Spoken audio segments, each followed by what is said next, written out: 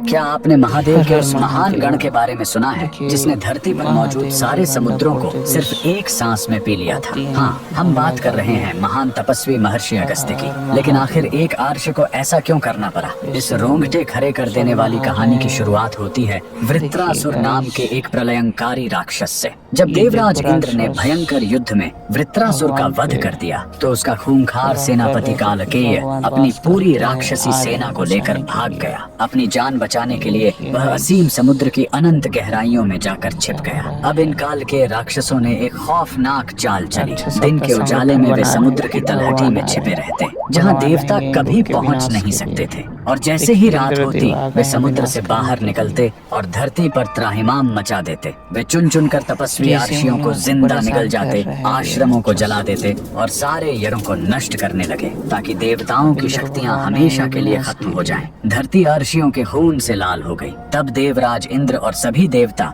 बेबस होकर भगवान विष्णु के पास पहुँचे। श्री हरि ने एक ही उपाय बताया, देवताओं, कालकेयों का वध तभी संभव है जब समुद्र सूख जाए और इस पूरे ब्रह्मांड में केवल महादेव के अंश और उनके परम भक्त महर्षि अगस्त्य ही यह चमत्कार कर सकते हैं। देवताओं की पुकार सुनकर महर्षि अगस्त्य विशाल समुद्र के तट पर पहुंचे। महर्षि ने महादेव का ध्यान किया और अपनी हथेली आगे बढ़ाई और फिर ब्रह्मांड का सबसे अकल्पनीय चमत्कार हुआ। हजारों योजन में फैला वह गरजता हुआ असीम महासागर महर्षि के प्रचंड तपोबल के आगे विवश हो गया।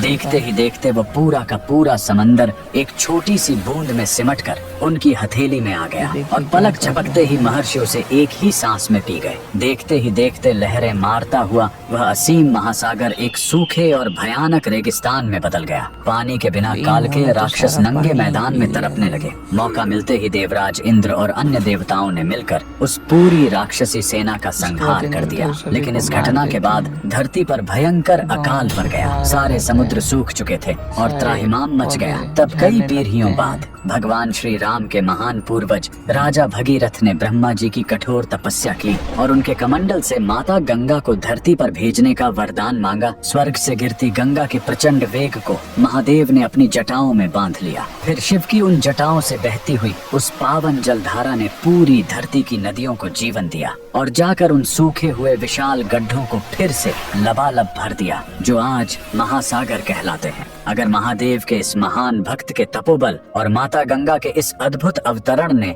आपके रोंगटे खड़े कर दिए हों तो कमेंट्स में पूरी श्रद्धा से हर हर महादेव और जय गंगा मैया जरूर लिखें।